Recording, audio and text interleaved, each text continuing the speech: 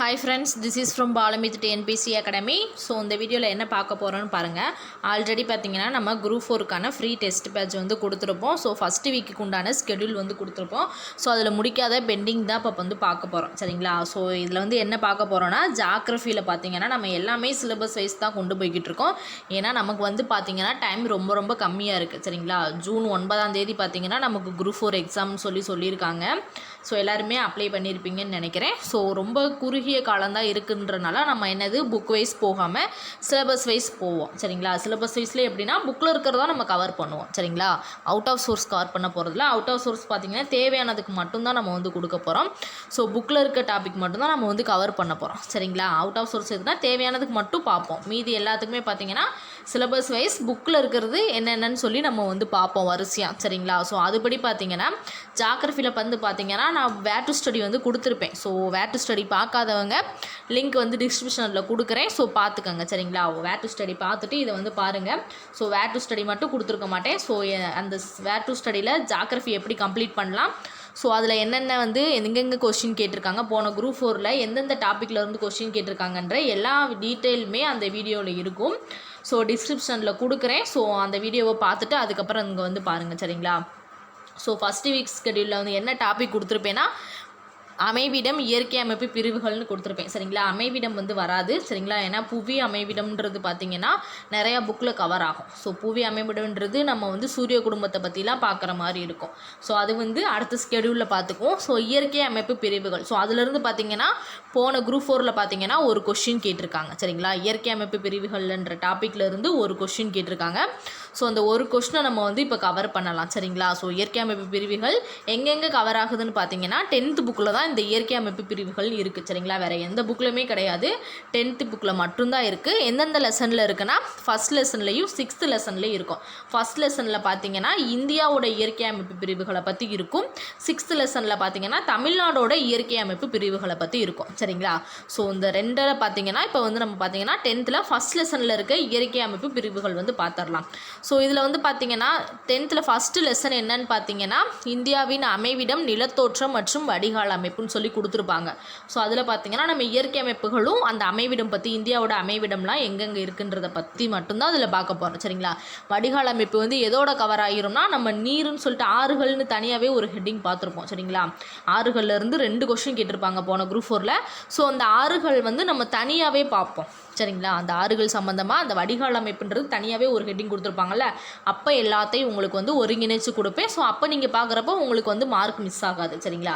Syllabus வைஸில் அந்த topic வைஸாக படிக்கும் போது எல்லாமே கவர் பண்ண மாதிரி இருக்கும். உங்களுக்கு வந்து பார்த்திங்கன்னா ஈஸியாக நீங்கள் சீக்கிரமே முடிச்சிடலாம். புக் வைஸ் படிக்கிறப்போ உங்களுக்கு வந்து நிறைய லெசன்ஸ் இருக்க மாதிரி தெரியும். ஸோ எதுவுமே படித்த மாதிரி ஒரு ஃபீலே இருக்காது. அதே இது நீங்கள் புக் வைஸ், அதாவது சிலபஸ் வைஸ் படிக்கும் போது புதுசாக படிக்கிறவங்க கூட ஈஸியாக முடித்து நீங்கள் வந்து குரூப் 4 வந்து கிளியர் பண்ணிடலாம், சரிங்களா? ஸோ அதனால தான் சிலபஸ் வைஸ் கொண்டு போகிறது. ஸோ இங்கே பாருங்கள், இப்போ பார்க்கலாமா? ஸோ டாபிக் உள்ளே போகலாம். ஃபஸ்ட்டு இப்போ நம்ம பார்க்க போகிறது இயற்கை அமைப்பு பிரிவுகள். ஸோ 10th ஃபஸ்ட் லெசனில் இருக்குது, சரிங்களா? ஸோ அதில் இருக்கிறது தான் நான் வந்து உங்களுக்கு வந்து பார்த்திங்கன்னா பாயிண்ட்ஸ் வந்து எடுத்து கொடுத்துருக்கேன். ஜாகிரஃபியை பொறுத்த அளவுக்கு பார்த்தீங்கன்னா கொஞ்சம் லைன் பை லைனாக படிக்கிற மாதிரி தான் இருக்கும். ஏன்னா இப்போ கூற்று காரணம்னு கேட்க ஆரம்பிச்சிட்டனால கொஞ்சம் நம்ம அப்படியும் லைன் பை லைனாக படித்தா தான் அந்த மாதிரி கொஸ்டின்ஸ்லாம் அட்டன் பண்ண முடியும், சரிங்களா?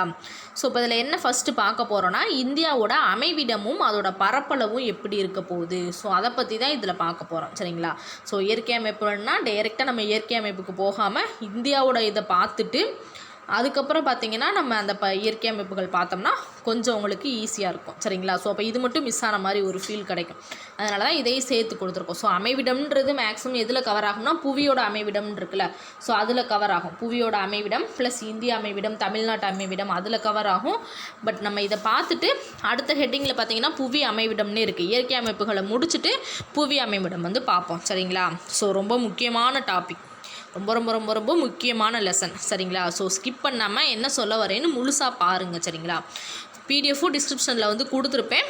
ஸோ முழுசாக வீடியோவை பார்த்துட்டு அதுக்கப்புறம் போய் டவுன்லோட் பண்ணி பாருங்கள், அப்போ தான் உங்களுக்கு புரியும், சரிங்களா? ஸோ பாருங்கள், இந்தியாவோட அமைவிடமும் பரப்பளவும். இந்தியா பார்த்திங்கன்னா எவ்வளோனா 8 டிகிரி 4 வட அச்சம் முதல் 37 டிகிரி 6 வட அச்சம் வரை பரவி இருக்கான், சரிங்களா? என்னது இந்தியா பார்த்திங்கன்னா எத்தனை டிகிரி? 8 டிகிரி 4 டேஸ் வட அச்சம் முதல் 37 டிகிரி 6 டேஸ் வட அச்சம் வரையிலும் இங்கே பாருங்கள் 68 டிகிரி 7 டேஸ் கிழக்கு தீர்க்கம் முதல் 97 டிகிரி 25 என்னது 97 டிகிரி 25 டேஸ் கிழக்கு தீர்க்கம் வரையிலும் பரவி இருக்குன்னு சொல்லி சொல்கிறாங்க. ஸோ இது வந்து ரொம்ப ரொம்ப ரொம்ப முக்கியம் சரிங்களா. எங்கேருந்து எங்கே பரவி இருக்குன்றது ரொம்ப முக்கியம். ஸோ இதை வந்து கண்டிப்பாக நோட் பண்ணி படித்து வச்சுக்கணும் சரிங்களா. ஸோ நான் அப்போ வந்து இந்த ஹெட்டிங் பார்த்தீங்கன்னா கிட்டத்தட்ட ஒரு 8 பேஜ் இருக்கும் சரிங்களா. என்ன தமிழ்நாடு இயற்கை அமைப்பு பிரிவுகள் பார்த்தீங்கன்னா அதுவும் கிட்டத்தட்ட ஒரு 5 பேஜ் 6 பேஜாவது வரும். மொத்தம் பார்த்தீங்கன்னா ஒரு 13லேருந்து 15 பேஜ் பார்த்தீங்கன்னா இந்த இயற்கை அமைப்பு பிரிவுகள் என்ற ஹெட்டிங்லேருந்து இருக்கும். ஸோ அந்த 15 பேஜை நீங்கள் என்ன பண்ணணும், ஒரு தடவை படிச்சிருவீங்கல்ல ஃபுல்லாக, டைம் இல்லைன்னுலாம் நினைக்காதீங்க. ஒரு தடவை ஃபுல்லாக படிச்சிருவீங்கல்ல, படிச்சுட்டு நீங்கள் எழுதி பார்க்குற மாதிரி புக்கை மூடி வச்சுட்டு ஒரு தடவை அந்த இதை வந்து நீங்கள் எழுதி பார்க்குற மாதிரி ஃபுல்லாக படித்து முடிச்சிடணும். இயற்கை அமைப்புகளவே ஃபுல்லாக அந்த இயற்கை அமைப்புகள்ன்ற ஒரு ஹெட்டிங்கவே நீங்கள் ஃபுல்லாக படித்து முடிச்சுட்டு அதுக்கடுத்து புக்கு க்ளோஸ் பண்ணி வச்சுட்டு ஒரு பேப்பர் சும்மா ஒரு ரஃப் பேப்பர் எடுத்து அப்படியே நீங்கள் படித்ததெல்லாம் பார்த்தீங்கன்னா ரஃப்பாக எழுதி பார்க்கணும் சரிங்களா. எப்படின்னா ஷார்ட்டாக எழுதி பார்க்கணும். அந்த எழுதின ஷார்ட்டை வந்து நீங்கள் என்ன ஷார்ட் நோட்ஸ் வந்து என்ன வச்சுக்கலாம்னா ரிவிஷனுக்கு யூஸ் பண்ணிக்கலாம் சரிங்களா. ஸோ நீங்கள் படித்ததை எழுதி பார்த்த மாதிரி இருக்கும். ஸோ உங்களுக்கு அது ரிவிஷன் நோட்ஸாகவும் இருக்கும். ஸோ அந்த 15 பேஜை 5 பேஜாக நீங்கள் சுருக்கி வச்சுக்கிட்டிங்கன்னா உங்களுக்கு ரிவிஷன் பண்ண ஈஸியாக இருக்கும். கடைசியில் நம்ம ஜாக்ரஃபியை ஃபுல்லாமே நம்ம கவர் பண்ணும்போது என்ன ஆயிரும்னு பார்த்தீங்கன்னா உங்களுக்கு ஒரு ஃபுல்ஃபில் கிடைக்கும். எப்படின்னா நம்ம ஜாக்ரஃபியில் பார்த்தீங்கன்னா ஒரு 10 பக்கத்துக்கு ஜாக்ரஃபினாலே 10 பக்கம் தான் நோட்ஸுன்ற மாதிரி நீங்கள் வச்சுருந்தீங்கன்னா ஈஸியாக வந்து நீங்கள் எல்லா மார்க்கையுமே ஸ்கோர் பண்ணிடுவீங்க சரிங்களா. ஸோ அப்படி படித்து பாருங்கள், ரொம்ப உங்களுக்கு வந்து ஈஸியாக வந்து ஞாபகம் இருக்கும் சரிங்களா. ஸோ இங்கே பாருங்கள். ஸோ இப்போ அடுத்த பாயிண்ட் பாருங்கள். அச்ச தீர்க்க பரவல் படி இந்தியா முழுமையும் எப்படின்னா வடகிழக்கு அரைக்கோளத்தில் இருக்குது. ஸோ இந்தியா முழுமையும் எப்படி இருக்குதா, எந்த தீர்க்க பரவல் படினா அச்ச தீர்க்க பரவல் படி இந்தியா முழுமையுமே வடகிழக்கு அரைக்கோளத்தில் இருக்குது. இதுவும் ரொம்ப முக்கியமான பாயிண்ட் சரிங்களா. ஸோ அடுத்து பாருங்கள். இந்தியாவின் தென்கோடி பகுதியான முன்பு பிக்மிலியன் என்று அழைக்கப்பட்ட இந்திரா முனை எவ்வளோ இருக்கான். ஸோ 6 டிகிரி 45 வட அட்சத்தில் அந்தமான் நிக்கோபார் தீவு கூட்டத்தில் அமைந்திருக்குதான். ஸோ எங்கே அமைஞ்சிருக்குதான், ஏதாவது முன்பு வந்து பிக்மிலியன் சொல்லி அழைப்பாங்க. இப்போ என்ன சொல்கிறாங்கன்னா இந்திரா முனை எவ்வளோ 6 டிகிரி 45 வட அட்சத்தில் அந்தமான் நிக்கோபார் தீவு கூட்டத்தில் அமைஞ்சிருக்குதான். ஸோ இது இந்தியாவின் தென்கோடி பகுதி சரிங்களா. அதுக்கடுத்து பாருங்கள். இந்திய நிலப்பகுதியின் தென்கோடி பகுதியை என்னன்னு சொல்லுவோம்னா குமரி முனைன்னு சொல்லுவோம் சரிங்களா. வடமுனையை என்னன்னு சொல்லுவோம்னா அதாவது தென்பகுதியை தென்முனை என்னன்னு சொல்லுவோம்னா குமரி முனைன்னு சொல்லுவோம். வடமுனையை இந்திரா கோல்னு சொல்லுவோம் சரிங்களா. இதுவும் ரொம்ப முக்கியமானது, இதையும் நோட் பண்ணிக்க சரிங்களா. ஸோ என்னது, இந்தியாவோட நிலப்பகுதியில் தென் முனையை பார்த்தீங்கன்னா குமரி முனைனும் வடமுனையை இந்திரா கோல் எனவும் இதை வந்து அழைக்கணும்னு சொல்லியிருக்காங்க சரிங்களா.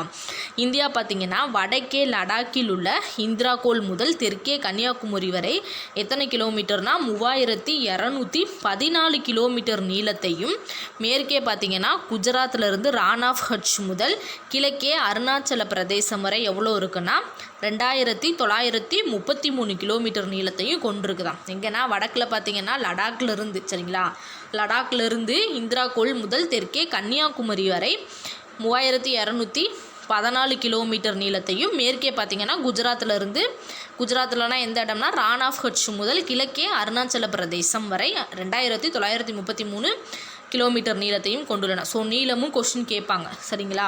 ஸோ ரொம்ப ரொம்ப முக்கியமான லெசன்ஸ், அதனால தான் லைன் பை லைனாக வந்து நான் சொல்லிக்கிட்டு இருக்கேன் சரிங்களா. ரொம்ப ரொம்ப ரொம்ப முக்கியமான லெசன்ஸு. ஸோ ஒரு தடவை நீங்கள் காதில் கேட்குறதே 10 தடவைக்கு படித்ததுக்கு சமம் தான் சரிங்களா. அதனால் வீடியோவை ஸ்கிப் பண்ணாமல் கடைசி வரைக்கும் என்ன சொல்ல வரோன்றதை புரிஞ்சு பாருங்கள் சரிங்களா. ஒரு தடவை கேட்டுட்டு நீங்கள் படிச்சிங்கன்னா தான் ஈஸியாக இருக்கும். டைரெக்டாக போய் பார்த்தீங்கன்னா கஷ்டமாக தெரியும். ஸோ அடுத்து பாருங்கள். 23 டிகிரி 30 டேஸ் வட அட்சமான கடகரேகை பார்த்திங்கன்னா இந்தியாவின் மையமாக அமைந்து தென்பகுதி வெப்பமண்டலமாகவும் வடபகுதி மிதவெப்ப மண்டலமாகவும் இரு பெரும் பகுதியாக பிரிக்கிறது. ஸோ இந்தியாவை பார்த்திங்கன்னா ரெண்டாக பிரிக்கும் சரிங்களா. ஸோ இந்தியா மேப் பார்த்திங்கன்னா எக்ஸாம்பிளுக்கு சொல்கிறேன், இப்படி இருக்குன்னு வச்சுக்கோங்க.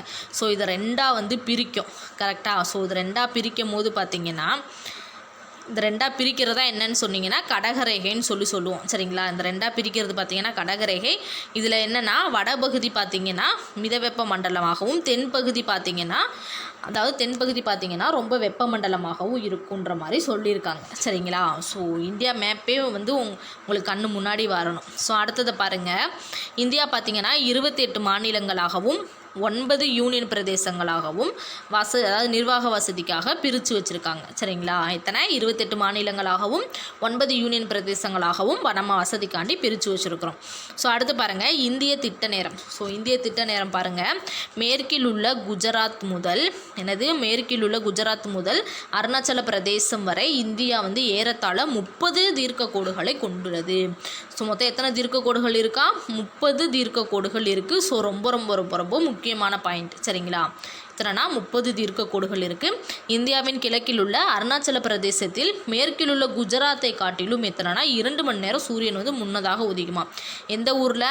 இங்கே பாருங்கள், அருணாச்சல பிரதேசத்தில் மேற்கில் உள்ள குஜராத்தை காட்டிலும் அருணாச்சல பிரதேசத்தில் பார்த்தீங்கன்னா 2 மணி நேரம் வந்து முன்னதாக சூரியன் வந்து உதயமாகிறதா. சரிங்களா? இது ரொம்ப முக்கியமான பாயிண்ட்டு. இந்த நேர் வேறுபாட்டை தவிர்ப்பதற்காக நான் என்ன செஞ்சுருக்காங்கன்னு பாருங்கள். இந்தியாவின் மத்திய தீர்க்க ரேகையான அதாவது 82 டிகிரி 30 கிழக்கு தீர்க்க ரேகையின் தலா நேரம் இந்திய திட்ட நேரமாக எடுத்துக்கொள்ளப்படுது அப்படின்ற மாதிரி சொல்லியிருக்காங்க. சரிங்களா? என்னது 82 டிகிரி 30 கிழக்கு தீர்க்க ரேகையின் தலா நேரம் இந்திய திட்ட நேரமாக எடுத்துக்கொள்ளப்படுகிறது. ஸோ இதுவும் ரொம்ப முக்கியமான பாயிண்ட். அதுக்கடுத்து பாருங்கள், தீர்க்க ரேகை பார்த்தீங்கன்னா எது வழியாக செல்லுதுன்னா மிர்சாப்பூர். சரிங்களா? அலகாபாத்துன்னு சொல்லுவோம். மிர்சாப்பூர் வழியாக செல்லுது. இந்திய திட்ட நேரமானது கிரீன்விச் திட்ட நேரத்தை விட எப்படின்னா 5 மணி நேரம். இங்கே பாருங்கள், இது ரொம்ப ரொம்ப ரொம்ப முக்கியம். டிஎன்பிஎஸ்சியில் வந்து இதை வந்து கொஷின் கேட்டிருக்காங்க. சரிங்களா? டிஎன்பிஎஸ்சியில் இதை வந்து கொஷின் கேட்டிருக்காங்க. எத்தனைனா 5 மணி நேரம் 30 நிமிடம் முன்னதாக உள்ளது. ஸோ இந்த கொஷின் வந்து டிஎன்பிஎஸ்சியில் வந்து கேட்டிருக்காங்க. ஸோ நோட் பண்ணிக்கோங்க. சரிங்களா? ஸோ முக்கியமான டிஎன்பிஎஸ்சியில் கேட்ட கொஸ்டின்ஸ்லாம் சொல்லுவேன். அதுக்காண்டி தான் வீடியோ வந்து ஸ்கிப் பண்ணாமல் ஃபுல்லாக பார்க்க சொல்கிறது. சரிங்களா? ஸோ இங்கே பாருங்கள், ஆந்திர பிரதேசத்தின் தலைநகரம் எதுன்னு பார்த்தீங்கன்னா அமராவதி நகர். என்னது? ஆந்திர பிரதேசத்தின் தலைநகரம் அமராவதி நகர். ஆந்திர பிரதேச மறுசீரமைப்பு சட்டத்தின்படி 2024 பார்த்தீங்கன்னா ஹைதராபாத் நகரம் என்னன்னா ஆந்திர பிரதேசம் மற்றும் தெலுங்கானா மாநிலங்களின் தலைநகராக இருக்கும்னு சொல்லி சொல்கிறாங்க. என்னது? அதுக்கு முன்னாடி வரைக்கும் பார்த்தீங்கன்னா 2004 தான் மறுசீரமைப்பு பண்ணியிருக்காங்க. சரிங்களா? 2004 வந்து மறுசீரமைப்பு பண்ணியிருக்காங்க. என்னதுன்னா ஆந்திர பிரதேசத்தோட தலைநகர் எதுன்னு பார்த்தீங்கன்னா அமராவதி நகர். சரிங்களா? ஸோ அதுக்கு முன்னாடி வரைக்கும் என்னன்னு பாருங்கள், ஆந்திர பிரதேச மறுசீரமைப்பு சட்டத்தின்படி 2024 வரை என்ன இருந்துச்சுன்னா ஹைதராபாத் நகரம் தான் ஆந்திர பிரதேசத்துக்கும் இன்னொன்று என்னதுன்னா தெலுங்கானா மாநிலங்களுக்கும் தலைநகராக இருந்திருக்கு. என்னது? ஹைதராபாத். ஆந்திர பிரதேசம் மற்றும் தெலுங்கானா மாநிலங்களின் தலைநகரம் எதுன்னு கேட்டால் என்னது? ஹைதராபாத். ஸோ 2024 என்ன பண்ணியிருக்காங்க, ஆந்திர பிரதேசத்தை மட்டும் பிரித்து ஆந்திர பிரதேசத்துக்கு தலைநகரை எதாக ஆக்கியிருக்காங்க? அமராவதியாக ஆக்கியிருக்காங்க. ஸோ இப்போ தெலுங்கானா மாநிலத்தோட தலைநகர் எதுன்னு கேட்டிங்கன்னா ஹைதராபாத் தான். ஆந்திர பிரதேசத்தோட தலைநகர் எது? அமராவதி. சரிங்களா? ஸோ இப்படி மாற்றிருக்காங்க. சரிங்களா?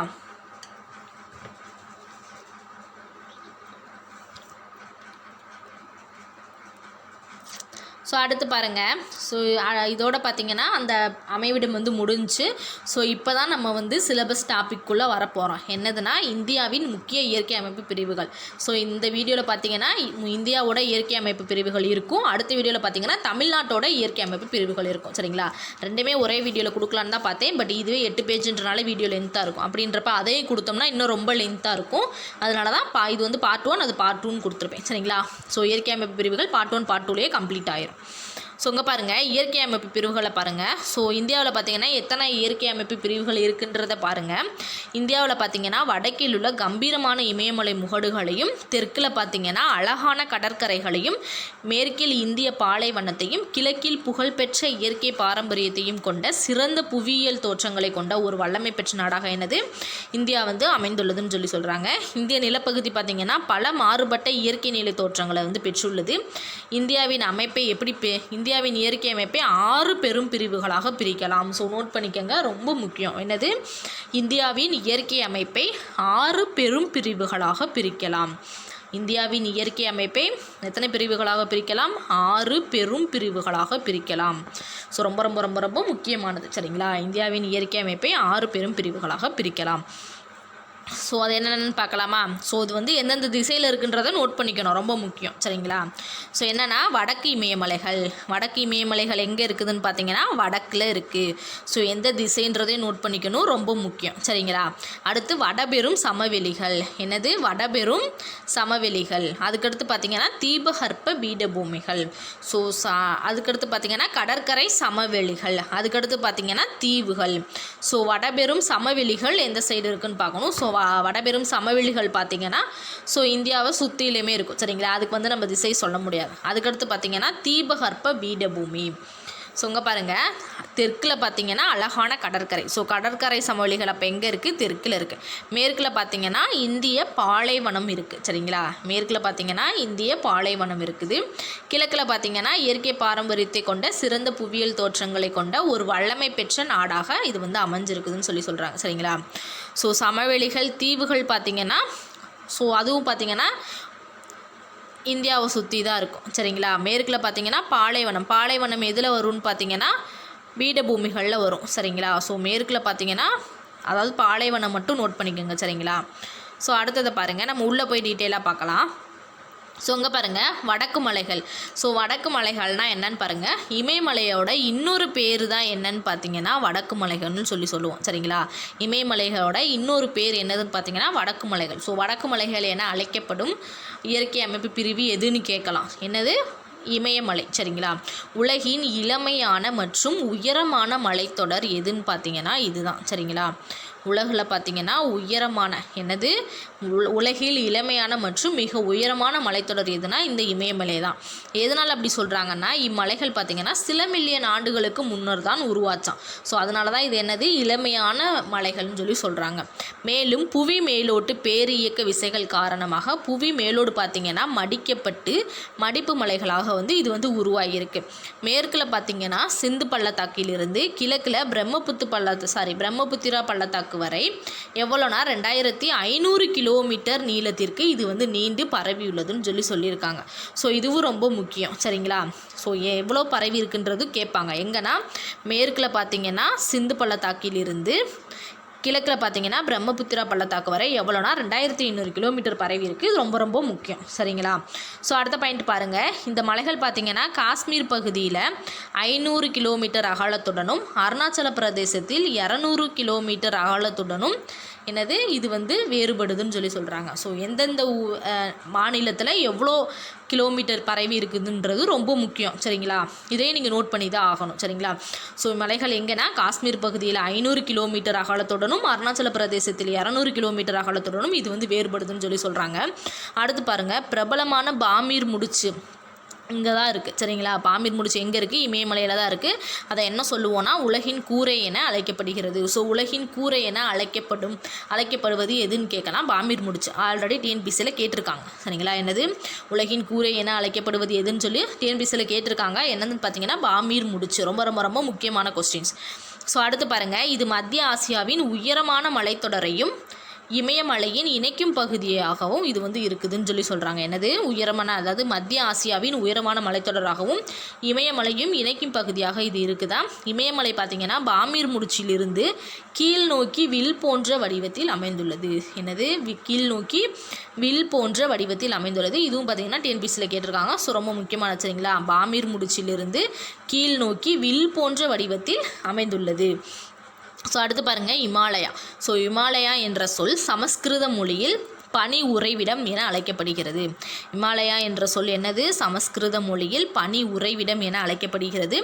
இந்தியாவின் பெரும் அரணாக உள்ள இமயமலையை எப்படின்னா 3 பெரும் பிரிவுகளாக பிரிக்கலாம். ஸோ இயற்கை அமைப்பில் ஃபஸ்ட்டு பார்த்துக்கிட்டு இருக்கோம் என்னதுன்னா வடக்கு மலைகள். ஸோ அந்த வடக்கு மலையவே எத்தனையானா 3ஆக பிரிக்கிறாங்க சரிங்களா.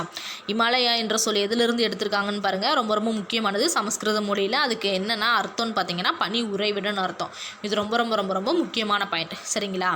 ஸோ அதிலிருந்து பாருங்கள் ஏற்கனவே பார்த்தீங்கன்னா 5ஆக பிரிச்சிருப்பாங்க இயற்கை அமைப்பு பிரிவுகளில். ஸோ அதில் நம்ம ஃபஸ்ட்டு பார்க்குறது வடக்கு மலைகள் அல்லது இமயமலைகள் சரிங்களா. இமயமலையை 3ஆக பிரிச்சிருப்பாங்க. ஸோ அந்த மூணு என்னன்னு பாருங்கள். ஸோ இதுவும் ரொம்ப முக்கியம் சரிங்களா. ஸோ அடுத்து பாருங்கள் அது 3 என்னென்னு பார்க்கலாம். டிரான்ஸ் இமயமலைகள் கிழக்கு இமயமலை அல்லது பூர்வாஞ்சல் குன்றுகள்னு சொல்லுவாங்க. என்னது டிரான்ஸ் இமயமலைகள் கிழக்கு இமயமலை அல்லது பூர்வாஞ்சல் குன்றுகள். இதை இங்கிலீஷில் என்ன சொல்லுவாங்கன்னா இங்கிலீஷே சம்டைம்ஸ் கேட்க வாய்ப்பு இருக்குது சரிங்களா. ஸோ அதையுமே நீங்கள் நோட் பண்ணி வச்சுக்கோங்க. The trans Himalayas are western Himalayas. அடுத்து ஹிமாலயாஸ் ஆர் சென்ட்ரல் ஹிமாலயாஸ். இமயமலைக்கு இன்னொரு பேர் என்னன்னு பார்த்தீங்கன்னா இதை வந்து ஹிமாலயாஸ்னால் என்னதுன்னா இமயமலைன்னு அர்த்தம் சரிங்களா. ஸோ சென்ட்ரல் ஹிமாலயாஸ்னால் மத்திய இமயமலைன்னு சொல்லுவோம் சரிங்களா. ஸோ இமயமலைக்கு இன்னொரு பேர் என்னன்னு பார்த்தீங்கன்னா மத்திய இமயமலைகள். ஸோ இதை நோட் பண்ணி வச்சுக்கோங்க சரிங்களா. அடுத்து பாருங்கள் இமயமலை அல்லது பூர்வாஞ்சல் குன்றுகள். ஸோ இதுவும் பார்த்திங்கன்னா 2 பேரில் இருக்குது. கிழக்கு இமயமலைக்கு இன்னொரு பேர் என்னதுன்னு பார்த்தீங்கன்னா பூர்வாஞ்சல் குன்றுகள். ஸோ இதுவும் ரொம்ப முக்கியம். அந்த மாதிரி பார்த்திங்கன்னா டிரான்ஸ் இமயமலைக்கு இன்னொரு பேர் என்னன்னு பார்த்தீங்கன்னா வெஸ்டர்ன் ஹிமாலயாஸ் அப்படின்னு சொல்லி வரும். சரிங்களா, வெஸ்ட்னா என்னது, மேற்கு இமயமலைன்னு சொல்லி சொல்லுவாங்க. சரிங்களா, டிரான்ஸ் இமயமலைக்கு இன்னொரு பேர் என்னது, மேற்கு இமயமலை. அந்த மாதிரி பூர்வாஞ்சல் குன்றுகளுக்கு இன்னொரு பேர் என்னதுன்னா கிழக்கு இமயமலை. இமயமலைகளுக்கு இன்னொரு பேர் என்னதுன்னா மத்திய இமயமலைன்னு சொல்லி சொல்லுவோம். ஸோ இது எல்லாமே கன்ஃபியூஸ் பண்ணுற மாதிரி தான் இருக்கும். படிச்சுட்டு ஒரு தடவை நீங்கள் பார்க்காம எழுதி பார்த்தா மட்டும்தான் உங்களுக்கு மெமரியில் நிற்கும். சரிங்களா, ஸ்கூல் பிள்ளைங்க மாதிரி என்ன எழுதி பார்க்க சொல்கிறீங்கன்னு கேட்காதீங்க. ஸோ நம்ம 10 தடவை படிக்கிறது ஒரு தடவை எழுதி பார்க்குறதுக்கு சமம். ஸோ அதனால் நீங்கள் படிச்சுட்டு சும்மா ரஃப்பாக அப்படியே நீங்கள் எழுதி பார்த்தீங்கன்னா உங்களுக்கு அப்படியே மைண்டில் செட் ஆயிரும். சரிங்களா, ஸோ அதையே நீங்கள் ஷார்ட்டாக எழுதி வச்சிங்கன்னா உங்களுக்கு ஷார்ட்ஸ் நோட்ஸாகவும் கொஞ்சம் யூஸ் ஆகிக்கும். ஸோ அடுத்து பாருங்கள், இது இந்த ஹைலைட் பண்ணி கொடுத்துருக்கிறது என்னன்னு பார்த்தீங்கன்னா உங்களுக்கு தெரியுமா பாக்ஸ் கொஸ்டின்ஸ். சரிங்களா, உங்களுக்கு தெரியுமா பாக்ஸ் கொஸ்டினில் கொடுத்துருக்காங்க. ஸோ என்னென்னு பாருங்கள், ஆரவல்லி மலைத்தொடர் இந்தியாவிலேயே மிக பழமையான மடிப்பு மலைத்தொடராகும். ஸோ என்னது, இந்தியாவிலேயே மிக பழமையான மடிப்பு மலைத்தொடர் எதுன்னு TNPSசியில் ஆல்ரெடி கொஸ்டின் கேட்டுட்டாங்க. சரிங்களா, ஸோ என்னதுன்னு பார்த்தீங்கன்னா ஆரவல்லி மலைத்தொடர். ஸோ ஆரவல்லி மலைத்தொடர் இந்தியாவிலேயே மிக பழமையான மடிப்பு மலைத்தொடராகும். ஸோ அடுத்தது பாருங்கள், நம்ம ஃபஸ்ட்டு பார்க்க போகிறது என்னதுன்னா டிரான்ஸ் இமயமலை. இது என்னன்னு சொல்லுவோன்னா அப்பயே சொன்னேன்னா மேற்கு இமயமலைகள்னு சொல்லுவோம். என்னது, டிரான்ஸ் இமயமலைகளை மேற்கு இமயமலைகள் இன்னொரு பேர் இருக்குது, ரொம்ப ரொம்ப முக்கியம். சரிங்களா, ஸோ இந்த மலைகள் பார்த்திங்கன்னா ஜம்மு காஷ்மீர் மற்றும் திபெத் பீடபூமியில் அமைந்துள்ளது. ஸோ இந்த என்னது டிரான்ஸ் இமயமலை பார்த்திங்கன்னா எங்கே அமைஞ்சிருக்குதுன்னா ஜம்மு காஷ்மீர் திபெத் பீடபூமியில் இருக்குது. இது ரொம்ப முக்கியம். சரிங்களா, ஸோ அடுத்து பார்த்திங்கன்னா இதன் பரப்பளவு பார்த்திங்கன்னா திபெத்தில் அதிகமாக இருப்பதால் இவன் திபெத்தியன் மலை எனவும் அழைக்கப்படுகிறது. என்னது, அதாவது டிரான்ஸ் இமயமலையோட பரப்பளவு பார்த்திங்கன்னா திபெத்தில் தான் அதிகமாக இருக்குமா. சரிங்களா, காஷ்மீரை விட திபெத்தில் அதிகமாக இருக்கனால இதை எப்படி சொல்லுவாங்கன்னா திபெத்தியன் மலைன்னு சொல்லுவாங்க. இது ரொம்ப ரொம்ப ரொம்ப முக்கியமான பாயிண்ட். திபெத்தியன் மலை என அழைக்கப்படும் இயற்கை அமைப்பு பிரிவு எதுன்னு கேட்கலாம். சரிங்களா, என்னது, டிரான்ஸ் இமயமலை. இந்த மலைகள் பார்த்திங்கன்னா மேற்கு மற்றும் கிழக்கு எல்லைகளில் சுமார் 40 கிலோமீட்டர் அகலத்துடனும் அதன் மையப்பகுதியில் பார்த்திங்கன்னா 225 கிலோமீட்டர் அகலத்துடனும் காணப்படுகிறது. ஸோ இதுவும் முக்கியம். சரிங்களா, என்னது, கிழக்கு எல்லைகளில் எவ்வளோ 40 கிலோமீட்டர் அகலத்துடனும் மையப்பகுதியில் எப்படி இருக்கா 225 கிலோமீட்டர் அகலத்துடனும் காணப்படுகிறதாம். ஸோ இப்பகுதியில் காணப்படும் பாறை அமைப்புகள் கடலடி உயிரின படிமங்களை கொண்ட என்ன பண்ணால் டெர்சியரி. சரிங்களா, டெர்சியரி கிரானைட் பாறைகளாகும்.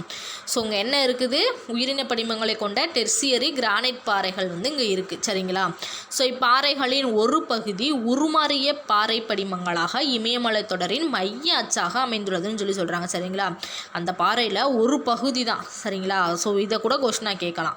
நம்ம எப்படி கேட்பாங்கன்னே சொல்ல முடியாது. அதனால் நீங்கள் லைன் பை லைன் படித்து தான் ஆகணும். என்னது, ஒரு பகுதி தான் உருமாறிய பாறை படிமங்களாக எங்கே இருக்குன்னா இமயமலை தொடரில் மைய அச்சாக இருக்குது. சரிங்களா, இங்குள்ள முக்கியமான மலைத்தொடர்கள் ரொம்ப ரொம்ப ரொம்ப முக்கியம். பொருந்தாததில் கேட்கலாம், சரியானதில் கேட்கலாம், பொருத்துகளை கூட கேட்கலாம். என்னது, இங்குள்ள முக்கியமான மலைத்தொடர்கள் என்னென்னா சாஸ்கர், லடாக், கைலாஸ் மற்றும் காரகோரம். என்னது, சாஸ்கர், லடாக், கைலாஸ் மற்றும் காரகோரம். என்னது, டிரான்ஸ் இமயமலையில் உள்ள முக்கியமான மலைத்தொடர்கள் ரொம்ப ரொம்ப ரொம்ப முக்கியமானது. சரிங்களா, ஸோ அடுத்து பாருங்கள் இமயமலை. ஸோ இமயமலையை பற்றி பார்க்க போகிறோம். இவை வடக்கு மலைகளின் பெரிய பகுதியாக அமைந்துள்ளது. என்னது, இமயமலை பார்த்திங்கன்னா வடக்கு மலைகளின் பெரிய பகுதியாக அமைந்துள்ளது. இது பார்த்திங்கன்னா ஒரு இளம் மடிப்பாகும். என்னது, இது ஒரு இளம் மடிப்பாகும். வடக்கே இருந்த யுரேசியா நிலப்பகுதியும் தெற்கே இருந்த கோண்ட்வானா நிலப்பகுதியும் ஒன்றை ஒன்று நோக்கி நகர்ந்ததால் ஏற்பட்ட அழுத்தத்தின் காரணமாக இங்கே ஒரு கடல் உருவாயிருக்கும். என்னதுன்னா டெத்திஸ் கடல். டெத்திஸ் கடல் எந்த பகுதியில் இருக்குதுன்னு கேட்கலாம். சரிங்களா, எதில் இருக்குன்னா இமயமலையில் இருக்குது. சரிங்களா, இமயமலைக்கு இன்னொரு பேர் என்னது, மத்திய இமயமலைன்னு சொல்லுவோமா. ஸோ அதில் தான் இருக்குது என்னென்னா டெத்திஸ் கடல். ஸோ இந்த டெத்திஸ் கடல் எப்படி உருவாச்சுன்னு கூட கொஸ்டின் கேட்கலாம். எப்படின்னா வடக்கே பார்த்திங்கன்னா யுரேஷியான்ற ஒரு நிலப்பகுதி இருக்குது. சரிங்களா, தெற்கே பார்த்திங்கன்னா கோண்ட்வானான்ற ஒரு நிலப்பகுதி இருக்குது. இந்த 2 நிலப்பகுதியும் ஒன்றை நோக்கி நகர்ந்ததால் ஏற்பட்ட அழுத்தத்தின் காரணமாக டெத்திஸ்ன்ற கடல் மடிக்கப்பட்டு இமயமலை உருவானதுன்னு சொல்லி சொல்கிறாங்க. சரிங்களா, இமயமலை எப்படி உருவானதுன்றது ரொம்ப முக்கியம். டெத்திஸ்ன்ற கடல் மடிக்கப்பட்டு தான் இந்த இமயமலை உருவாக்கியிருக்கு. ஸோ இது பல மலைத்தொடர்களை உள்ளடக்கியது. ஸோ அதில் சில 3 பிரிவுகளாக பிரிச்சிருக்காங்க. ஏற்கனவே பார்த்திங்கன்னா இயற்கை அமைப்புகளில் 6 இருக்குது. சரிங்களா, 6 பிரிவு இருக்குது. அதில் ஃபஸ்ட்டு என்னென்னு பார்த்திங்கன்னா வடக்கு மலைகள். ஸோ அந்த வடக்கு மலைகளை என்னென்னு பார்த்திங்கன்னா 3ஆக பிரிச்சிருப்பாங்க. என்னது, டிரான்ஸ் இமயமலை, டிரான்ஸ் இமயமலை அல்லது மேற்கு இமயமலைன்னு சொல்லுவோம். கரெக்டாக? அடுத்து பார்த்திங்கன்னா இமயமலை. சரிங்களா? இமயமலை அல்லது மத்திய இமயமலை, பூர்வாஞ்சல் என்னது பூர்வாஞ்சல் குன்றுகள் அல்லது கிழக்கு இமயமலைன்னு சொல்லுவோம். ஸோ இதை 3ஆக பிரிச்சிருப்பாங்களா? என்னது வடக்கு இமயமலையை 3ஆக பிரிச்சிருப்பாங்க. அதே மாதிரி இப்போ பார்த்திங்கன்னா இமயமலை என்னது இமயமலை அல்லது மத்திய இமயமலையை வந்து அதே மாதிரி 3ஆக பிரிக்கிறாங்க. சரிங்களா? கன்ஃபியூஸ் ஆகிக்கக்கூடாது. எது எது எத்தனை வகைப்படும்னு தெளிவாக படிக்கணும். ஸோ இமயமலை அல்லது மத்திய இமயமலைன்னு ஒரு டாபிக் பார்த்துருப்போம். ஸோ அதை 3ஆக பிரிக்கிறாங்க. அதை எப்படி பிரிக்கிறாங்கன்னா உள் இமயமலை அல்லது இமாத்ரி, என்னது உள் இமயமலை அல்லது இமாத்ரி, மத்திய இமயமலை அல்லது இமாச்சல், வெளி இமயமலை அல்லது சிவாலிக். அதாவது இமாத்ரி, இமாச்சல், சிவாலிக். உள் இமயமலை, வெளி இமயமலை, மத்திய இமயமலை, இப்படி 3ஆக பிரிக்கிறாங்க அந்த இமயமலையை, மத்திய இமயமலையை. சரிங்களா? ஸோ இங்கே பாருங்கள், இப்போ ஃபஸ்ட்டு பார்க்க போகிறது என்னென்னா உள் இமயமலை அல்லது இமாத்ரியை பற்றி பார்க்க போகிறோம். ஸோ இதில் என்ன கொடுத்துருக்காங்கன்னு பாருங்கள். உள் இமயமலைன்றது மத்திய இமயமலைக்கு வடக்கே மிக உயர்ந்து செங்குத்தாக இருக்குமா. ஸோ என்னது வடக்கே இருக்குமா, என்னது உயர்ந்து செங்குத்தாக இருக்குமா. இதன் சராசரி அகலம் பார்த்திங்கன்னா 25 கிலோமீட்டர், உயரம் பார்த்திங்கன்னா 6000 மீட்டர். ஸோ ரொம்ப ரொம்ப முக்கியம். ஸோ உள் இமயமலையோட சராசரி அகலம் எத்தனை? 25 கிலோமீட்டர்.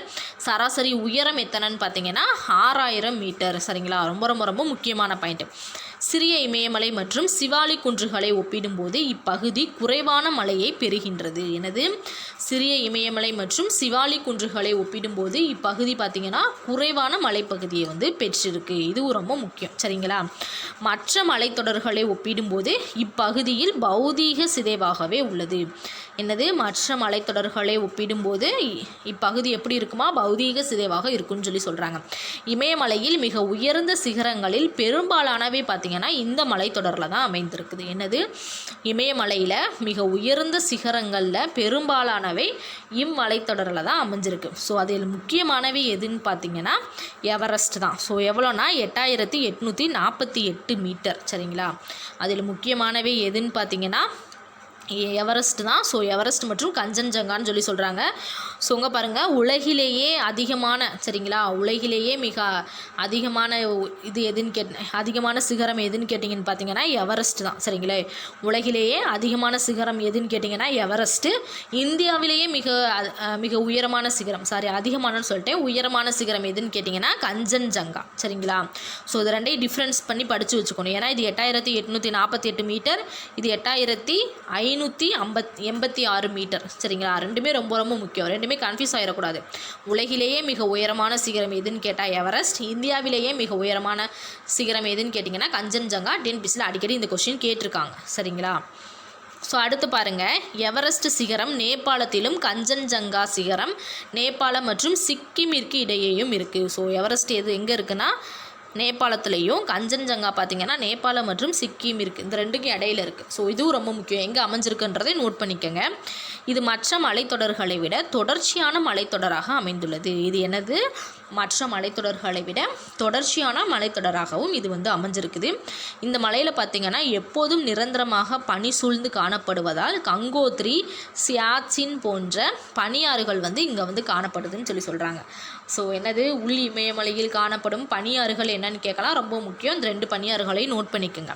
அடுத்து பாருங்கள், இமயமலை பல சிகரங்களில், இது வந்து ஹைலைட் பண்ணி கொடுத்துருக்கேனா. ஸோ இது பார்த்திங்கன்னா பாக்ஸ் கொஸ்டின். ஸோ என்னது இமயமலை பல சிகரங்களின் இருப்பிடமாக உள்ளது. உலகில் உள்ள ஏனைய மலைத்தொடர்களை காட்டிலும் அதிகமான சிகரங்களை இமயமலை தான் கொண்டிருக்குது. அதாவது உலகத்திலேயே மொத்தம் எத்தனை சிகரங்கள் இருக்குன்னா 14 உயரமான சிகரங்கள் இருக்குது. அதில் 9 சிகரங்கள் எங்கே இருக்குதுன்னு பார்த்தீங்கன்னா நம்ம இமயமலையில் தான் இருக்குது. சரிங்களா? அந்த பெருமை நம்ம இந்தியாவை சேர்ந்தது. சரிங்களா? உலகத்திலேயே மொத்தம் 14 சிகரம் தான் இருக்குது, உயரமான சிகரம். அதில் 9 சிகரங்கள் நம்ம இமயமலையில் தான் இருக்குது. சரிங்களா? இதை கூட கொஸ்டினில் கேட்கலாம். ரொம்ப முக்கியமானது, நோட் பண்ணிக்கோங்க. அடுத்து பாருங்கள், மத்திய இமயமலைகள் அல்லது இமாச்சல். சரிங்களா? என்னது மத்திய இமயமலைகள் அல்லது இமாச்சல். ஸோ இது பார்த்திங்கன்னா இமயமலையின் மத்திய மலைத்தொடராகும். என்னது மத்திய இமயமலை பார்த்திங்கன்னா இமயமலையோட மத்திய மலைத்தொடராகும். இதன் சராசரி அகலம் பார்த்திங்கன்னா 80 கிலோமீட்டர். என்னது இதன் சராசரி அகலம் எவ்வளோ? 80 கிலோமீட்டர். இதன் சராசரி உயரம் பார்த்திங்கன்னா 3500 மீட்டர் முதல் 4500 மீட்டர் வரை வேறுபடுகிறது. ஸோ இதன் சராசரி அகலம் எவ்வளோ? இதன் சராசரி உயரம் 3500 மீட்டர் முதல் 4500 மீட்டர் வரை வேறுபடுகிறது.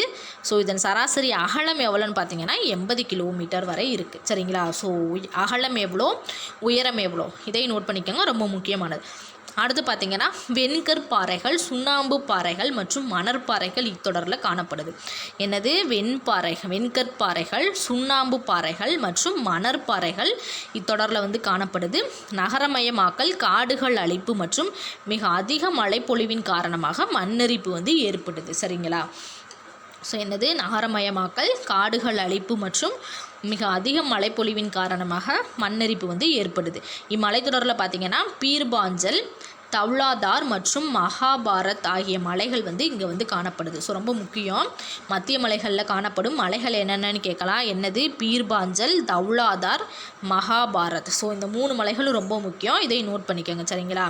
ஸோ அடுத்து பாருங்கள், புகழ்பெற்ற கோடை வாழிடங்களான சிம்லா, முசோரி, நைனிடால், அல்மோரா, ராணிகட் மற்றும் டார்ஜிலிங். ஸோ இதெல்லாம் என்னது? இம்மலைத்தொடரில் அமைந்திருக்குது.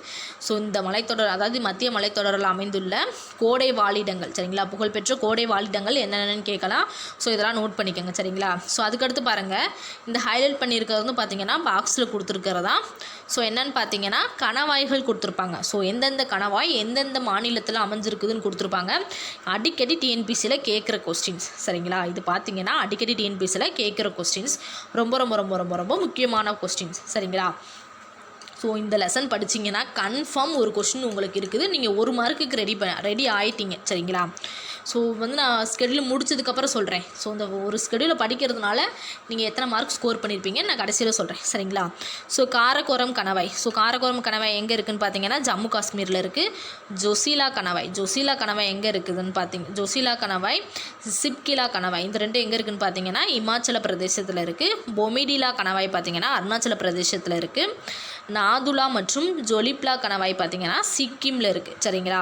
ஸோ இது முக்கியமான என்னது? மத்திய இமயமலையில் இருக்க முக்கியமான கணவாய்கள். ஸோ இந்த கணவாய்களை எப்படி வேணாலும் கொடுத்து கேட்கலாம். ஸோ ரொம்ப ரொம்ப முக்கியம். அந்த கணவாய்களோ அது எங்கே அமைஞ்சிருக்குன்ற இடமும் ரொம்ப முக்கியம். படிச்சுக்கோங்க. சரிங்களா?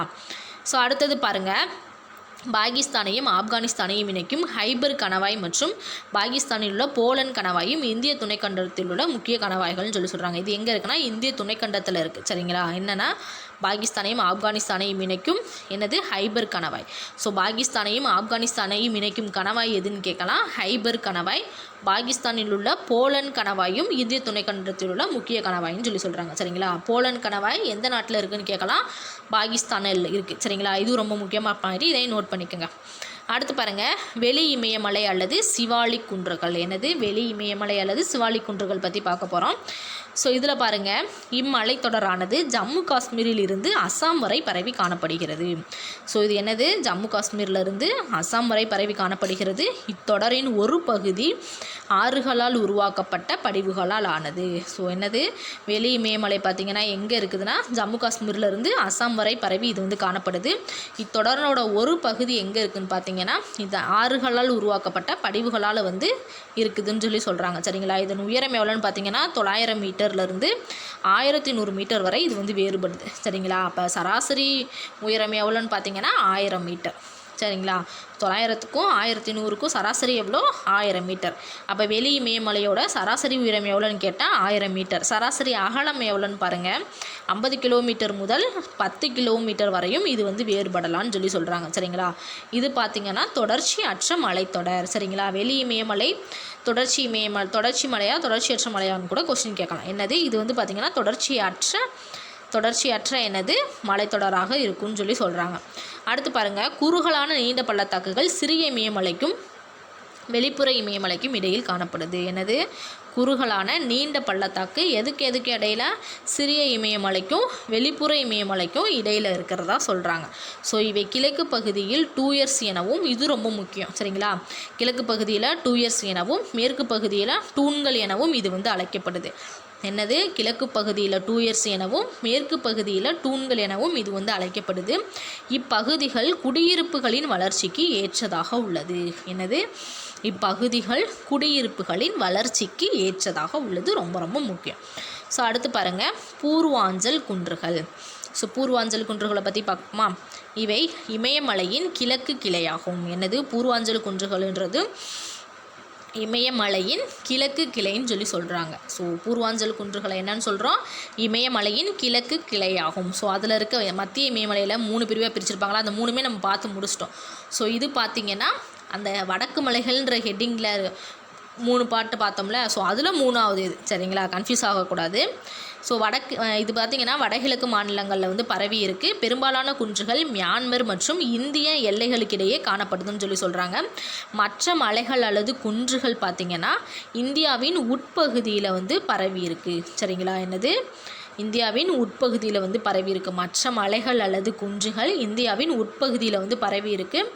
அடுத்து பாருங்கள், டாப்லா, அபோர், மிஸ்மி, பட்காய்பம், நாகா, மணிப்பூர், மிக்கீர், காரோ, காசி மற்றும் ஜெயிந்தியா குன்றுகள் அனைத்தும் ஒன்றிணைந்து பூர்வாஞ்சல் மலைகள்னு அழைக்கப்படுது. சரிங்களா, அனைத்தும் ஒன்றிணைந்து பூர்வாஞ்சல் மலைகள் என்று அழைக்கப்படுது. ஸோ இதுவும் ரொம்ப முக்கியம், இதை நோட் பண்ணி வச்சுக்கோங்க. சரிங்களா, ஸோ இதோட வந்து இமயமலைகள் முடிஞ்சு. இமயமலைகள்னால் என்னது, வடக்கு மலைகள் முடிஞ்சு. ஸோ இதோட முக்கியத்துவம் என்னன்னு பாருங்கள். தென்மேற்கு பருவக்காற்றை தடுத்து வட இந்திய பகுதிக்கு இது வந்து கனமழையை கொடுக்கிறது. என்னதுன்னா, இமயமலை எதை தடுத்து நமக்கு வந்து மழைப்பொழிவை தருகிறது? தென்மேற்கு பருவக்காற்றை தடுத்து வட இந்திய பகுதிக்கு கனமழையை கொடுக்கிறது. ஸோ தென்னிந்தியா கிடையாது, வட இந்தியா பகுதிக்கு தான் கனமழையை கொடுக்குது. ஸோ இந்திய துணைக்கண்டத்திற்கு இயற்கை அரணாக இது வந்து அமைஞ்சிருக்குது.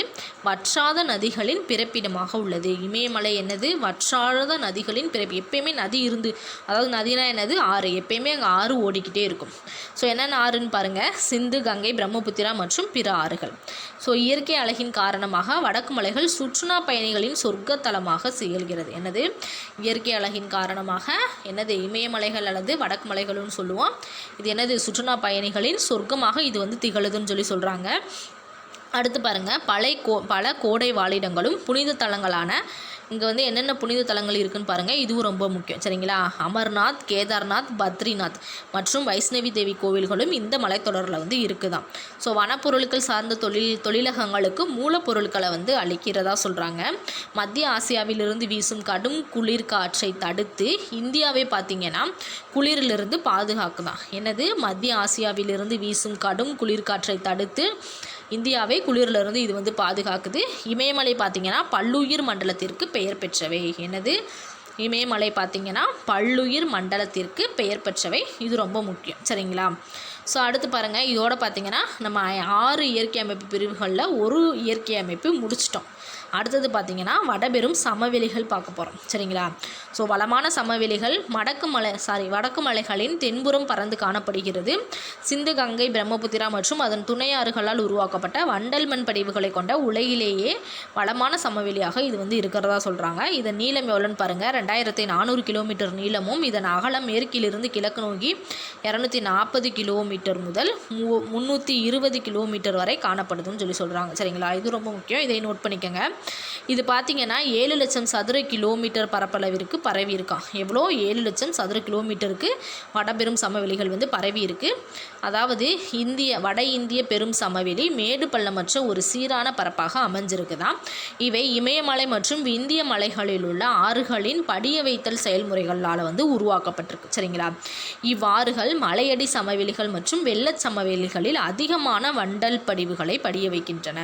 என்னது, மலையடி சமவெளிகள் மற்றும் வெள்ள சமவெளிகளில் அதிகமான வண்டல் படிவுகளை வந்து இவை வந்து படிய வைக்கின்றன. ரொம்ப முக்கியம். சரிங்களா, ஸோ அடுத்து பாருங்கள், வடபெரும் சமவெளி படிவுகளின் முக்கிய பண்புகள். என்னது, வடபெரும் சமவெளி படிவுகளின் முக்கிய பண்புகள் என்னென்னு பாருங்கள். பாபர் சமவெளி. ஸோ இந்த சமவெளி பார்த்திங்கன்னா இமயமலை ஆறுகளால் படிய வைக்கப்பட்ட பெருமணல்கள் மற்றும் பலதரப்பட்ட படிவுகளால் ஆனது. பாபர் சமவெளி. ஸோ என்னென்ன நிறைய சமவெளி இருக்குது. ஸோ அது என்னென்ன சமவெளின்னு வரிசையாக நம்ம பார்க்க போகிறோம். சரிங்களா, ஸோ ஃபஸ்ட்டு பார்க்க போகிறது பாபர் சமவெளி. இந்த சமவெளி ஆறுகளால் படிய வைக்கப்பட்ட பெரும் மணல்கள் மற்றும் பலதரப்பட்ட படிவுகளால் வந்து இது வந்து ஆனதுன்னு சொல்கிறாங்க. இப்படிவுகளில் நுண்துளைகள் அதிகமாக உள்ளதால் அதன் வழியாக ஓடும் சிற்றோடைகள் நீர் உள்வாங்கப்பட்டு மறைஞ்சு போகிறதா சொல்கிறாங்க. இதன் அகலம் பார்த்திங்கன்னா மேற்கில் ஜம்மு அகன்றும் கிழக்கில் அஸ்ஸாம் பார்த்திங்கன்னா அஸ்ஸாம் குறுகியும் 8 கிலோமீட்டர் முதல் 15 கிலோமீட்டர் வரையும் இது வந்து இருக்கிறதா சொல்கிறாங்க. சரிங்களா, ஸோ இதுவும் ரொம்ப முக்கியம். என்னது, இந்த பாபர் சமவெளின்றது எங்கே பரவி இருக்குன்றது ரொம்ப முக்கியம். எங்கன்னு பார்த்தீங்கன்னா இதன் அகலம் பார்த்திங்கன்னா மேற்குலனா எங்கன்னா ஜம்முலேருந்து அகன்றும் கிழக்குலனா எங்கன்னு பார்த்தீங்கன்னா அஸ்ஸாம் வரைக்கும். மேற்கில் ஜம்மு, கிழக்கில் அஸ்ஸாம் வரை குறுகியும் 8 கிலோமீட்டர் முதல் 15 கிலோமீட்டர் வரை இது வந்து உள்ளதாக சொல்லியிருக்காங்க. சரிங்களா, ஸோ அடுத்து பாருங்கள் தாராய் மண்டலம். ஸோ தாராய் மண்டலம் பார்த்திங்கன்னா அதிகப்படியான ஈரப்பதம் கொண்ட பகுதியாக இருக்குது. காடுகள் வளர்வதற்கும் பல்வேறு விதமான வனவிலங்குகள் வாழ்வதற்கும் ஏற்றதாக இது வந்து இருக்குதுன்னு சொல்கிறாங்க. சரிங்களா? இந்த மண்டலம் பார்த்திங்கன்னா பாபர் பகுதிக்கு தெற்கில் இருக்கான். எங்கே இது வந்து பார்த்திங்கன்னா பாபர் பகுதிக்கு தெற்கில் அமைந்திருக்குது. இது சுமார் பார்த்திங்கன்னா 15 கிலோமீட்டர் முதல் 30 கிலோமீட்டர் வரை அகலம் கொண்டதாக இருக்குது. சரிங்களா? இது என்னது 15 கிலோமீட்டர் முதல் 30 கிலோமீட்டர் வரை அகலம் கொண்டதாக இருக்குது. இதுவும் ரொம்ப முக்கியமான பாயிண்ட். சரிங்களா? இவை கிழக்கு பகுதியில் உள்ள பிரம்மபுத்திரா பள்ளத்தாக்கு பகுதியில் மிக அதிக மழை காரணமாக அகலமாக காணப்படுதுன்னு சொல்கிறாங்க. பெரும்பாலான மாநிலங்களில் தாராய் காடுகள் பார்த்திங்கன்னா வேளாண்மை சாகுபடிக்காக அழிக்கப்பட்டு வருது. என்னது பெரும்பாலான மாநிலங்களில் தாராய் காடுகள் பார்த்திங்கன்னா வேளாண்மை சாகுபடிக்காக அழிக்கப்பட்டு வருது. இதுவும் ரொம்ப முக்கியமானது. சரிங்களா? இதையும் நோட் பண்ணிக்கோங்க. அடுத்து பாருங்கள் பாங்கர் சமவெளி. ஸோ பெரும் சமவெளியில் காணப்படும் பாங்கர் என்பது மேட்டு நில வண்டல் படிவுகளை கொண்ட நிலத்தோற்றம். ஸோ பாங்கர்னால் என்னன்னு கேட்க வாய்ப்பு இருக்குது. என்னது மேட்டு நில வண்டல் படிவுகளை கொண்ட நிலத்தோற்றம்னு சொல்கிறாங்க. இங்குள்ள படிவுகள் யாவும் பழைய வண்டல் மண்ணால் ஆனவை. ஸோ பாங்கர் சமவெளியில் இருக்க மண்ணெல்லாம் எதால் ஆனதான்? பழைய வண்டல் மண்ணால் ஆனதான். ஸோ இவை வெள்ளப்பெருக்கு ஏற்படா உயர் நிலப்பகுதியில் வந்து அமைந்துள்ளது. என்னது வெள்ளப்பெருக்கு ஏற்படா உயர் நிலப்பகுதியில் வந்து இது வந்து அமைந்துள்ளதுன்னு சொல்கிறாங்க. இம்மண்ணானது என்னது கருமை நிறத்துடன் வளமான இலை மக்குகளை கொண்டும் நல்ல வடிகால் அமைப்பை கொண்டுள்ளதால் இது வேளாண்மைக்கு உகந்ததாக இருக்குது. சரிங்களா? வேளாண்மைக்கு உகந்த சமவெளி எதுன்னு கேட்கலாம். பாகர் சமவெளி. சரிங்களா? ஸோ அடுத்து பாருங்கள் காதர் சமவெளி. ஸோ காதர் சமவெளியில் என்ன சொல்ல வரான்னு பாருங்கள். ஆறுகளால் கொண்டு வரப்பட்டு படிய வைக்கப்படும் புதிய வண்டல் மண் காதர் அல்லது பெட் நிலம் என்று இதை வந்து அழைக்கிறாங்க. ஸோ பெட் நிலம் என அழைக்கப்படும் சமவெளி எதுன்னு கேட்கலாம். என்னது காதர் சமவெளி. மழைக்காலங்களில் ஒவ்வொரு ஆண்டும் புதிய வண்டல் படிவுகளால் வந்து படிய வைக்கப்படுதா. காதர் மணல் பார்த்திங்கன்னா களிமண் சேறு மற்றும் வண்டலை கொண்ட வளமிக்க சமவெளியாக இது வந்து இருக்குதுன்னு சொல்கிறாங்க. சரிங்களா? ஸோ 3 பாயிண்ட் தான் இருக்குது. ரொம்ப ஈஸியாக தான் இருக்கும் உங்களுக்கு படிக்கிறதுக்கு. அடுத்து பாருங்கள் டெல்டா. ஸோ டெல்டாவில் பாருங்கள் கங்கை மற்றும் பிரம்மபுத்திரா ஆறுகளால் முகத்துவாரத்தில் உருவாக்கப்பட்ட வளமான முக்கோண வடிவ நிலப்பகுதி தான் என்னதுன்னா சுந்தரவன டெல்டான்னு சொல்கிறாங்க. சரிங்களா? இது பார்த்திங்கன்னா உலகின் மிகப்பெரிய மற்றும் அதிவேகத்தில் உருவாகும் டெல்டான்னு சொல்கிறாங்க. என்னது உலகின் மிகப்பெரிய மற்றும் அதிவேகத்தில் உருவாகும் டெல்டாவை எதுன்னு சொல்கிறாங்க? இது தான் சொல்கிறாங்க. சரிங்களா? டெல்டாவை தான் சொல்கிறாங்க. உலகிலேயே மிகப்பெரிய மற்றும் அதிவேகத்தில் உருவாவது தான் டெல்டான்னு சொல்கிறாங்க. இப்பகுதியில் ஆறுகளின் வேகம் குறைவாக இருப்பதால் படிவுகள் வந்து படிய வைக்கப்படுகிறதுன்னு சொல்கிறாங்க. டெல்டா சமவெளி புதிய வண்டல் படிவுகள் பழைய வண்டல் படிவுகள் மற்றும் சதுப்பு நிலங்களை கொண்ட ஒரு பகுதியாக வந்து இருக்குதான். சரிங்களா? ஸோ வண்டல் சமவெளியில் உயர்நில பகுதி என்னது சார்ஸ் எனவும் சதுப்பு நில பகுதி பில்ஸ் எனவும் அழைக்கப்படுது. ஸோ என்னது வண்டல் சமவெளியில் உயர்நில பகுதி சார்ஸ் எனவும் சதுப்பு நில பகுதி பில்ஸ் எனவும் அழைக்கப்படுது. இந்தியாவின் வட இந்திய பெரும் சமவெளியை காலநிலை மற்றும் நிலப்பரப்பின் பண்புகளை கொண்டு 4 வகையாக பிரிக்கிறாங்க. என்னது இந்தியாவின் வட இந்திய பெரும் சமவெளியை காலநிலை மற்றும் நிலப்பரப்பின் பண்புகளை கொண்டு 4 வகையாக பிரிக்கலாம். சரிங்களா? ஸோ அடுத்து பாருங்கள் ராஜஸ்தான் சமவெளி ஆரவல்லி மலைத்தொடருக்கு மேற்கில் ஏறத்தாழ என்னது 1,75,000 சதுர கிலோமீட்டர் பரப்பளவில் வந்து இது வந்து பரவி இருக்குதான். என்னது ராஜஸ்தான் சமவெளி எங்கே இருக்குது? ஆரவல்லி மலைத்தொடருக்கு மேற்கில் என்னது 1,75,000 சதுர கிலோமீட்டர் பரப்பளவில் வந்து இது பரவி இருக்குது. ரொம்ப முக்கியம். சரிங்களா? ஸோ அடுத்து பாருங்கள் இச்சமவெளி லூனி மற்றும் மறைந்து போன சரஸ்வதி ஆறுகளின் படிவுகளால் வந்து உருவாயிருக்கு. என்னது சரஸ்வதி ஆறு வந்து இல்லாமல் போயிடுச்சான். சரிங்களா? லூனி மற்றும் மறைந்து போன சரஸ்வதி ஆறு சரிங்களா படிவுகளால் வந்து இது வந்து உருவாக்கிறது. பல உப்பு ஏரிகள் ராஜஸ்தான் பகுதியில் வந்து காணப்படுதுன்னு சொல்கிறாங்க. ஜெய்ப்பூருக்கு அருகில் உள்ள சாம்பார் ஏரி அல்லது புஷ்கர் ஏரி அவற்றில் குறிப்பிடத்தக்கதுன்னு சொல்கிறாங்க. என்னது ஜெய்ப்பூருக்கு அருகில் உள்ள சாம்பார் ஏரி மற்றும் புஷ்கர் ஏரி அவற்றில் குறிப்பிடத்தக்கதாகவும் சொல்கிறாங்க. ரொம்ப முக்கியமான பாயிண்ட்டு.